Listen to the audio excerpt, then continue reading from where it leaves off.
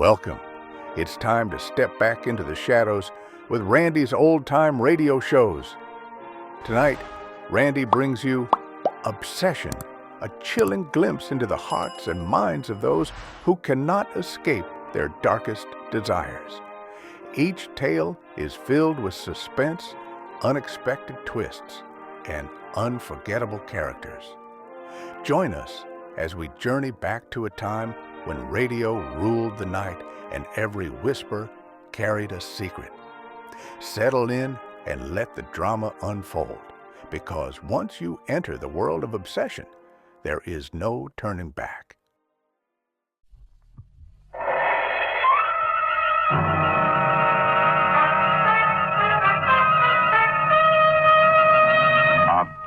Obsession.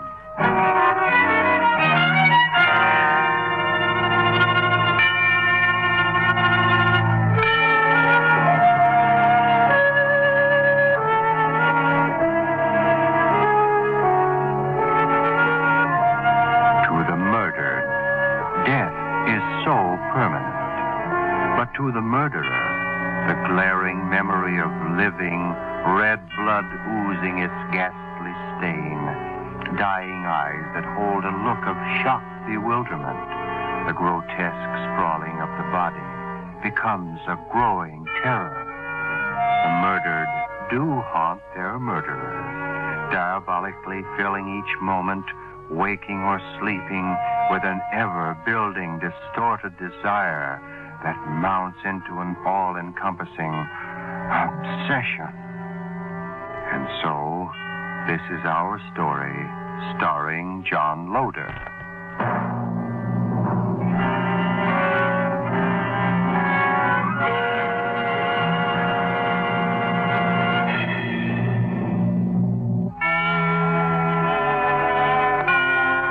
This story began when the red sun of autumn was purpling the hills with an eerie light, and a skein of swirling mist was weaving a silken web in the forest.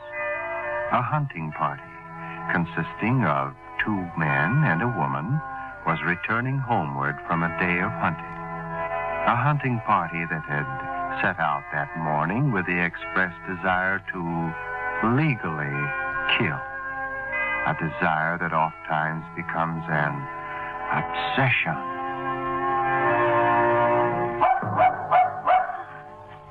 Here, come on, boy. Lloyd, Yeah? I wonder where Martin is. He went ahead to see if he could locate that path that leads out of here. Lloyd, do you think we'll ever bag anything? Of course, we just had a run of bad luck. Why, last winter I... Hold on. What is it? There, ahead. Did you see those branches move? Where? Is your gun loaded, Christine? Yes. It's that shot we've been waiting for. Go ahead. You take first crack. I don't see it. Shh. The bush. That bush to the left of the big tree. Oh. Hurry up. All right. Good shot. I think you got it. Come on. Oh, good. Wait for me, Lloyd. Come on, Christine. Here we are. Lloyd! Oh, Lloyd. It's Martin.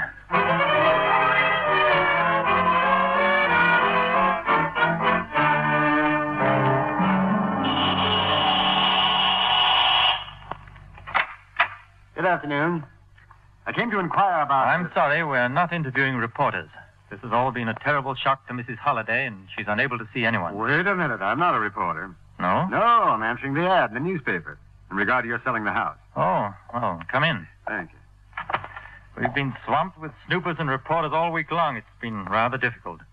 I'm Dr. Foster, Mrs. Holliday's physician. Glad to know you, Dr. Foster. I'm Norman Marshall. Not Norman Marshall, the writer. I'm afraid so. Well, this is a pleasure, Mr. Marshall. I'm one of your most devoted readers. Well, thank you very much. Now, as to the estate, I believe I can tell you all you wish to know. Well, there's scarcely much I need know. I've seen innumerable pictures of the Holiday House in the Sunday Rotogravure. Now, regarding price. The price is as advertised. Mm-hmm. And servants. Would they be available to a new owner? I'm sorry, no. You see, since Martin Holliday's death, I've had to discharge them. Mrs. Holliday is in a very delicate condition requiring absolute quiet. It was imperative that no one remain in the house who might disturb her in any way. Oh, breakdown? Something of the sort, yes. Well, that's a shame. The entire affair has been quite tragic. But to get back, Mr. Marshall. Hmm? Oh, yes, of course. The library here, Dr. Foster, this was Mr. Holliday? Yes. He appears to have quite a number of rare works. This one here, for example, I don't believe I've seen this in... I should prefer you not to handle the books, please, Mr. Marshall. Oh, I'm sorry. I think the library is not for sale. None of the furnishings. Perhaps we discussed a satisfactory price on a few of these editions? I've just told you, Mr. Marshall, the furnishings are not for sale. Mrs. Holliday's instructions. Did you call me, Lloyd? Christine, what are you doing here? You're not well enough to be up and around just yet. Don't you think you'd better go back to your room? No. No, it's so warm there. I wanted some fresh air. Who is this? This is Norman Marshall, Christine. How do you do, Mr. Marshall? I'm Mrs. Holliday. Very happy to know you, Miss Holliday. Mr. Marshall is considering buying the estate. Yes, seems to be an ideal place for a person in my line of work. Line of work? Mm-hmm. I'm a writer. A writer? Oh, that's very nice. You know, it's funny. I used to wish I were a writer. I think I still do. There's so many things I could write about. Christine? Christine, I'll help you back to your room. No, it's quite all right. I can manage. Good day, Mr. Marshall. Good day, Mrs. Holliday. You must forgive some of the things she says, Mr. Marshall. She doesn't realize. Well, she didn't seem to say anything wrong. Yes? Well, nevertheless. Now, about the house. The house? Oh, yes, the house. Well, I'll take it. Oh. Well, fine. I'll draw you up a check. And by the way, I'll have to ask a favor of you. Certainly. What is it? I had a bit of car trouble down the road, and there doesn't seem to be any service stations out this way. I wonder if you'd mind driving me back into town. Oh, I'd like to, but I'm afraid I can't. We haven't a car on the estate. No? No, they're in storage. Oh, I see. Well, I hate to ask, but do you think you could put me up someplace for the night? Oh, I'm afraid it's impossible. Oh, well, I'm sorry, then. Oh, that is, I didn't quite mean it in the way I said. After all, we couldn't very well turn you out when you practically own the house, could we? I don't know. Could you? You'll find a guest room at the head of the stairs, Mr. Marshall. You're welcome to stay. Good evening. Good evening to you.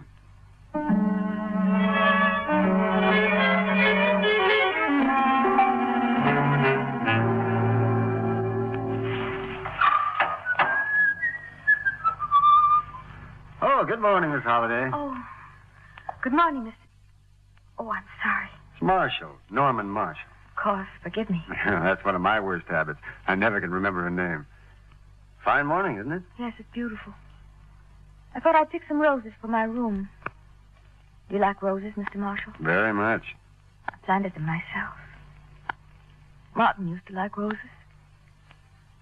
Martin. Can I help you?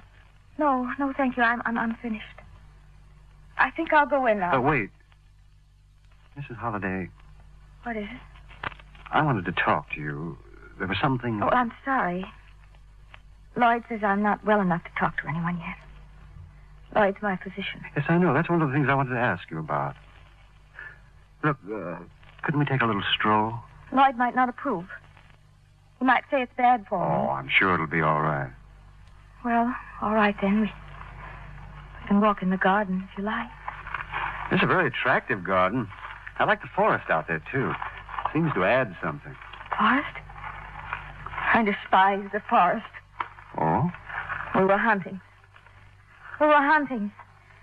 Floyd said it was there in the clump of trees. It wasn't that I meant to. No, I didn't mean to. Butch was with us and he kept barking. Well, look now, Mrs. Holliday, I wouldn't... There, do you hear it? I can hear it. Well, of course, it's the dog. I can hear it. It's playing. I can hear it. Mrs. Holliday, don't run off. Mrs. Holliday.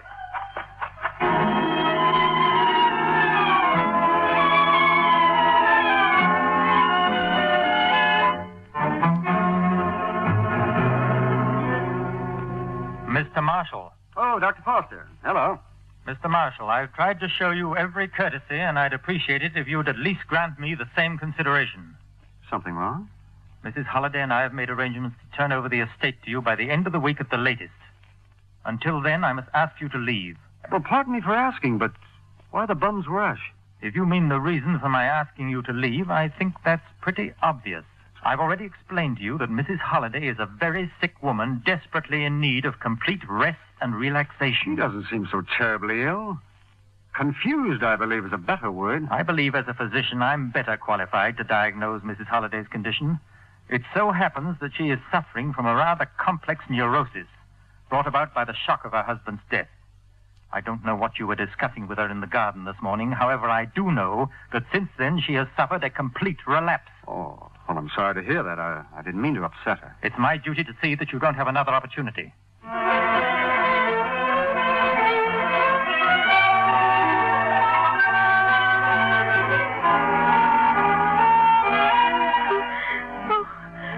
Oh, Martin. Oh, Martin. Christine, stop it. Stop it, you hear me? Go to sleep now. Just go to sleep.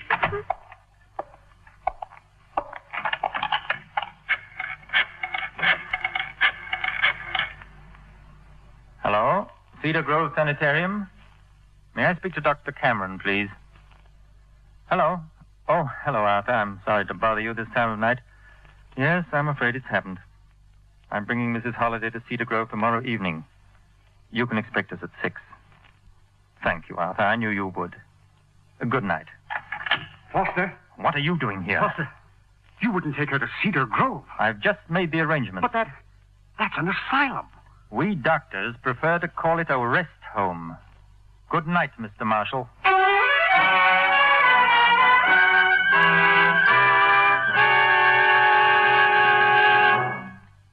In the best of definitions, the word asylum means a place of rest, of safety. But in the case of Mrs. Holliday, we can only wonder about Dr. Foster's definition of the word. And yet, he has made no outward move that could imply anything but the best of intentions. And yet, in the mind of Norman Marshall, and in that holiday house, there is a static something, a strange undercurrent that can only result from some sort of an obsession.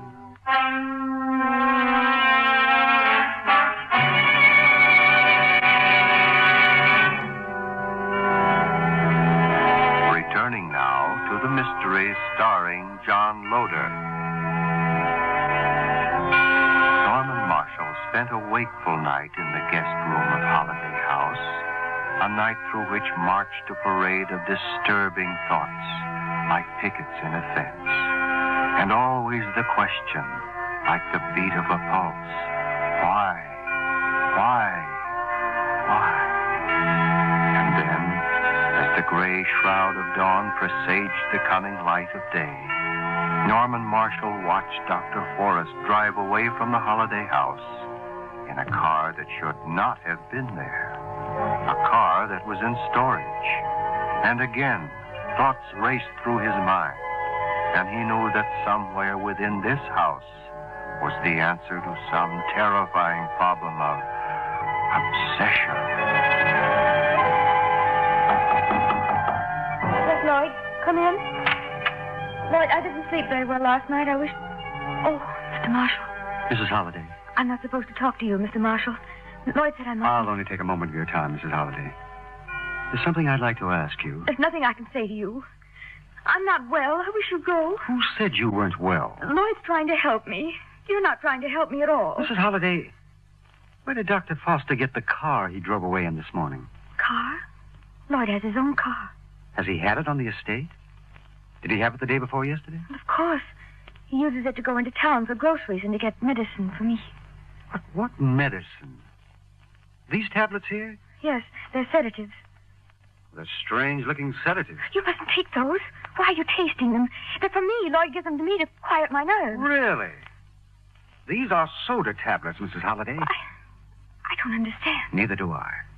But I believe I'm beginning to.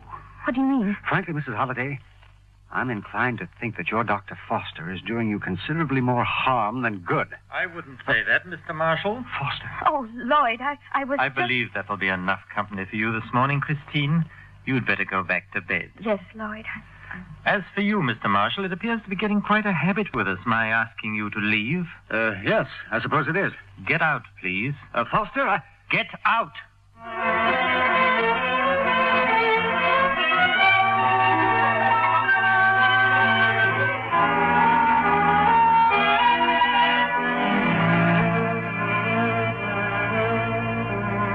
Marshall, what are you doing in here? And what are you doing with that gun? I've just been looking through Mr. Holliday's collection. He seems to have been quite a connoisseur of firearms. This is a fine gun here. Yes. Now, will you be good enough to put it back where you got it? This wouldn't happen to be the gun that caused the accident, would it? I couldn't say. It has Mrs. Holliday's initials on it. Really? Well, surely you should remember what... My memory is excellent, Mr. Marshall, thank you. And if it will help to satisfy your curiosity, yes, that was the gun used by Mrs. Holliday when the tragedy occurred. Well, how interesting. Perhaps this will interest you more. Mrs. Holliday and I are leaving this afternoon. Cedar Grove? Yes. And in regard to your purchase of the estate... Mm-hmm. What about it? Well, I'm afraid I'm going to be rather tied up for the next few days. I doubt if I'll have the opportunity to draw you up a bill of sale, and so I thought you'd like to have your check back until we can work out the details. All right. Well, I'd better go along upstairs and get a few things together. I trust you've been able to have your car repaired. Yes, I have. Oh, and I noticed this morning that you got yours out of storage. Yes, I'll have to drive Mrs. Holliday. Well, drop back after the weekend, Mr. Marshall. I believe we'll have the house in order for you then. Oh, and please don't forget to replace that gun before you leave. Goodbye. Goodbye, Foster.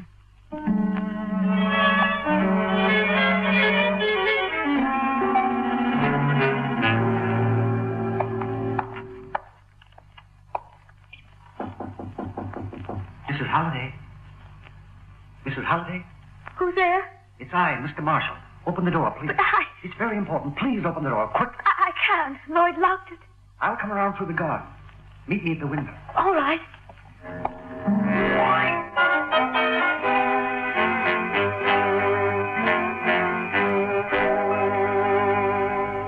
Can't you understand? I'm trying to help you. Cedar Grove is an asylum, you say. I'm not insane, am I? Oh, of course not. But he's a physician. He'll say things about you that, well, they'll be difficult to deny. Why would Lloyd want to do a thing like that to me? He's been so kind and understanding. Except what? Well, some nights he comes to my room and talks to me about Martin and the accident. I've asked him not to because, I don't know, I just go all to pieces. But Lloyd says it does me good to hear about it, that eventually it will make me forget. Is that why you screamed last night? Did I scream? Oh, I didn't know. I never know anything after he's finished talking. He talks about the dog barking and the way Martin looked. And then I can hear the shots again, just as though I... The shots? Yes. There was more than one shot? Oh, please, I can't. Mrs. Holliday. Mrs. Holliday, how many shots were there? 2. You're certain of that? Yes. Do you have more than one gun with your initials on it? No. Were you using that particular gun at the time? Yes, I was. Why do you... I was just looking at that gun. Only one barrel's been discharged. That was the shot I fired. You fired one shot, yet you heard 2. Where was the other shot from? Oh, I don't know. Lloyd was standing... Lloyd. Where was he standing? Behind me, I think. How is your marksmanship, Mrs. Holliday? Well, I was just learning. It was my second time out. I see. May I use your telephone?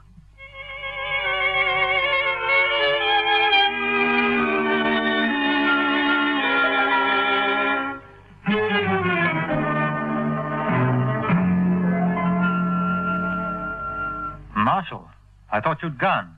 Well, I was waiting for you. I wanted to talk to you. I'm sorry, I haven't time. Mrs. Holliday and I are late now. I see you've taken that gun down again. Will you kindly put it back? Not just yet. You know, I have a suspicion. Oh, it's only a suspicion, you understand, that this may not have been the gun after all that caused the untimely death of Mr. Holliday. Mr. Marshall, I'd like to stay and chat with you, but... And then again, there's the possibility that Mr. Holliday's untimely death wasn't untimely at all. That's very interesting, I'm sure. And now, Mr. Marshall, if you will forgive me, I'm afraid I must Only be going. one barrel's been discharged from this gun. There's another shot left. You wouldn't happen by any chance to be threatening me? I might be. Dr. Foster, I believe you killed Martin Holliday. Well, of all the ridiculous... Mrs. Holliday tells me 2 shots were fired. She only fired one of the shots. Who fired the other? Mrs. Holliday is not responsible for what she said. Perhaps you might give her a soda tablet to help her remember. How did you... Perhaps you might reconstruct the accident for her every detail. reminds her the way Martin Holliday looked after he was shot. Really, Mr. Marshall, you don't think... I don't think anything, Foster. I'm going to leave that to the police. The police? They're on their way here now. Oh, I see. You've been quite thorough about this thing, haven't you? I hope so. Huh. Well, inasmuch as I'm being held captive, would it meet with your approval if I smoked? Certainly. Thank you. Do you happen to have a match? Here you are. Thank you again. Tell me, Mr. Marshall, with your evidence, do you believe the police will be able to convict me of murder? I think so. Well, that's odd. So do I. You did kill Holliday? I'm afraid so. Why? It's rather a long story. Well, we have plenty of time. All right. This house here, it was once mine. I built it. Every dollar I could get my hands on went into the building of it. The library, the collections, everything. I bought them. By the time it was finished, most of my money was gone, but I had what I wanted. Something I'd worked all my life for, the Foster house. It was mine, every inch of it. The only thing I'd ever owned. Then I met Martin Holliday. He was in charge of a stock and bond company. We became great friends. I had a little money. The market was doing exceptionally well at the time. And he advised you to invest? Yes. I used my savings to buy some shares of stock at his suggestion. The stock failed. Martin assured me I'd be able to recover my losses if I bought on margin. I took his advice, borrowed on my house and everything in it, but to no avail. The stock was worthless. How did he come to buy the house? He took it in exchange for my debts. My house. I was penniless, and it hadn't cost him a thing. He stole the house from me. That's why I killed him. Here, what are you doing, Foster? Give me that gun. No, Marshal. Stand back. There's one more shot, remember? Your cigarette. You've set fire to the draperies with it. Yes, a moment ago. And you're going to give that fire a chance, Marshal, do you hear? No, let me put it out. Christina, help me. You can't stop it, either of you. I'd rather see my house burn to the ground than let anyone else have it.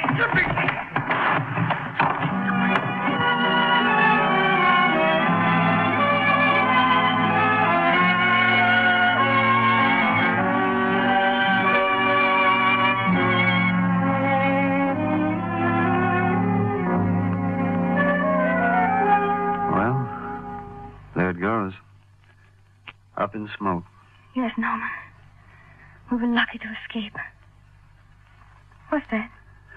Oh, just a scrap of paper. With an idea for a story. The Holiday House. By Norman Marshall. Oh, well, couldn't have been a very happy story anyway. Is that what you want to write about? Something with happiness in it? Yes. Where will you go to find it? I knew a place once. Almost halfway around the world from where we are now. It's a beautiful place. The most beautiful I've ever seen. I'd like to show it to you. The fire? It's gone out. Yes. Forever. Come along, Christine. Please. Don't ever look back.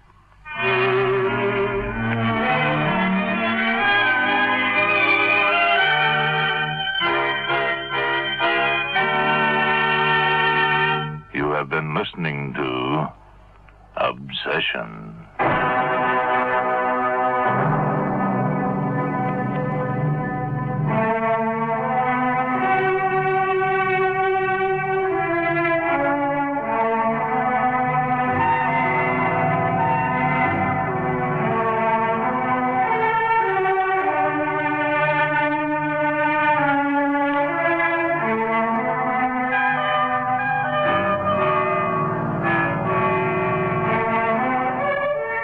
Obsession has come to you through the worldwide facilities of the United States Armed Forces Radio and Television Service.